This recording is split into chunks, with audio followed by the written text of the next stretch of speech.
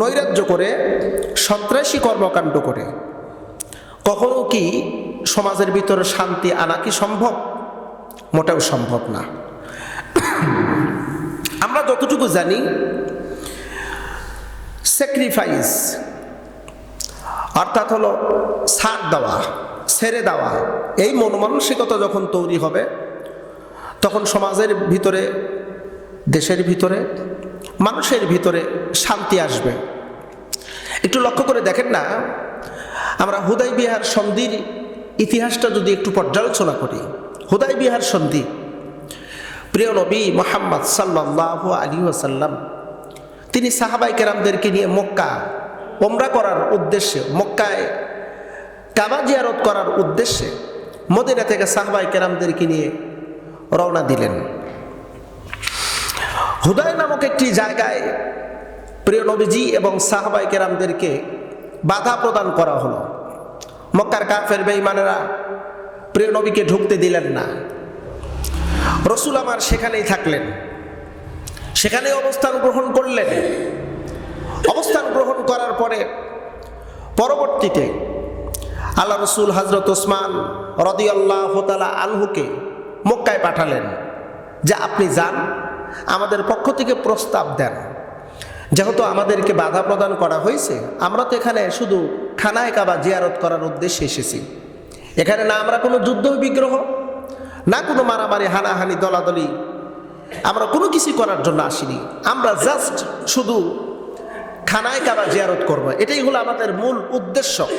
এক পর্যায়ে হযরত ওসমান রাদিয়াল্লাহু তাআলা আনহুকে আবদ্ধ করা হলো।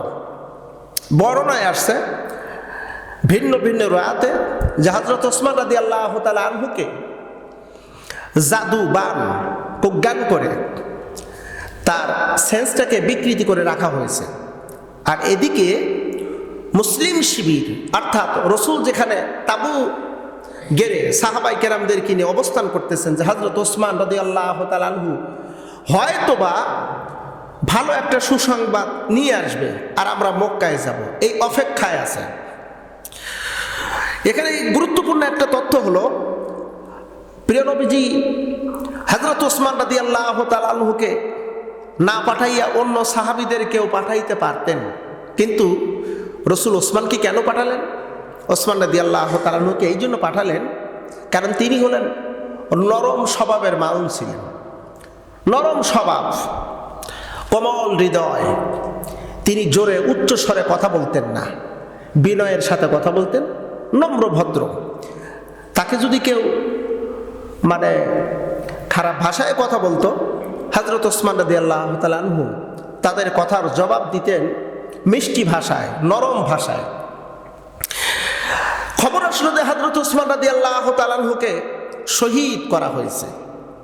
খবরটা যখন আসছে মুসলিম শিবিরের মধ্যে, সব সাহাবায়ে কেরামদের রক্তে যেন আগুন লেগে গেছে যে আমরা পাঠাইলাম সন্ধি করার জন্য ভালো প্রস্তাব দিয়া, আর সেই জায়গায় হযরত ওসমানকে শহীদ করা হলো, আমরা এটা মেনে নিতে পারবো না। এদিকে প্রিয় নবীজি সাল্লাল্লাহু আলাইহি ওয়াসাল্লাম ওমরা করার উদ্দেশ্যে জুল হুলাইফা থেকে তিনি ইহরাম বেঁধেছেন। আর আমরা ভালো করেই জানি এই মাসালা, যদি কোনো ব্যক্তি ইহরাম বাঁধে তাহলে তার কাছে বেশ কিছু কাজ হারাম হয়ে যায়। তন্মধ্যে হত্যা বিগ্রহ করা, গালমন্দ করা, কাউকে আঘাত করা, বা হালাল পশু রক্তহরণ করা, হালাল পশু জবো করা। সবাই ইহরামের কাপড় বাঁধা, ইহরাম বেঁধেছেন। সাহাবায়ে কেরাম এসে বললেন, ইয়া রাসূলুল্লাহ, অনুমতি দেন নবীজি, আমরা ইহরাম ভঙ্গ করে দেই। হযরত ওসমান রাদিয়াল্লাহু তাআলা আনহুকে শহীদ করা হয়েছে, হত্যার প্রতিশোধ আমরা নেব। আল্লাহ রসুল কোনো কথা বলেন না, সবাই চুপচাপ নীরবতা পালন করে বসে রয়েছি। হযরত ওমর বললেন, ইয়া রাসূলুল্লাহ, আমার ভাই ওসমানকে শহীদ করা হলো আর আমরা চুপচাপ করে বসে থাকবো। নবীজি, এইটা তো আমরা মেনে নিতে পারতেছি না, অনুমতি দেন। ওমরা করার উদ্দেশ্যে এসেছি, ইহরাম ভঙ্গ করে আমরা যুদ্ধের প্রস্তুতি নেব, হত্যার প্রতিশোধ গ্রহণ করব। কারণ হত্যার প্রতিশোধ গ্রহণ যদি না করি, ওই মক্কাবাসীরা আমাদের প্রিয় ভাই ওসমানকে যেমন করে শহীদ করলো, পর্যায়ক্রমে আমাদের সকলের উপরে এমনভাবে আক্রমণ করবে। হুজুর অনুমতি দেন। আল্লাহর নবীজি চুপচাপ, আল্লাহ পাক রব্বুল আলামিন জিব্রাইলকে পাঠিয়ে দিলেন। জিব্রাইল এসে রাসূলুল্লাহকে বললেন, ও নবীজি, যেহেতু এখন সাহাবায়ে কেরামদের মত হলো একমত, হত্যার প্রতিশোধ গ্রহণ করবেন। ও রাসূল, এই মুহূর্তে আপনার রব হুকুম দিচ্ছে, আপনি ইহরাম ভঙ্গ করুন আর সবাইকে নিয়ে শপথ গ্রহণ করুন। এই শপথ হবে একজন মুমিনের আত্মমর্যাদাকে বুলন্দ করা। এই শপথ হবে ইসলামের বিজয় ছিনিয়ে নেওয়া। এই শপথ হবে হযরত ওসমান রাদিয়াল্লাহু তাআলা আনহুর হত্যার রক্তের বদলা নেওয়া। ওমরা ভঙ্গ করলেন, পশু জবাই করে ওমরা ভঙ্গ হয়ে গেল। রসুল হাত রাখলেন, সবাইকে সাহাবায়ে কেরামদেরকে বলেন, তোমরা হাতে হাত রাখো। আল্লাহর নবীজি নিজে এক হাত রাখলেন। সব সাহাবায়ে কেরাম যার যার মতন করে প্রিয় নবীজির হাতের উপর হাত রাখতেছেন। প্রিয় নবীজির আবার বাম হাত উপরে দিলেন। বর্ণনায় আসছে রসুল দুইটা হাত দেওয়ার কারণ হলো, এক হাত হলো বিশ্ব নবীজির, আর এক হাত দিলেন ওসমান রাদিয়াল্লাহু তাআলা আনহুর পক্ষ নিয়া। যুদ্ধে লাগবে ভাব। সংবাদ মক্কায় পৌঁছে গেছে, মুসলমানেরা সংবদ্ধ হয়েছে এই মর্মে, হযরত ওসমানকে শহীদ করা হয়েছে। ওরা হত্যার প্রতিশোধ গ্রহণ করার জন্য, যুদ্ধ করার জন্য প্রস্তুতি অলরেডি নিয়ে নিয়েছে।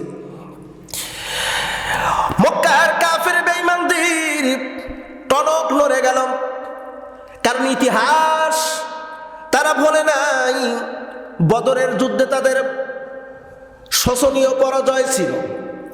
উহুদের যুদ্ধে যদিও মুসলিম হেরে যায়, মক্কার কাফের বেঈমানরা যদিও বিজয় হয়, কিন্তু সেই জায়গায় কাফের বেঈমানদের তেমন সফলতা আনতে পারে নাই।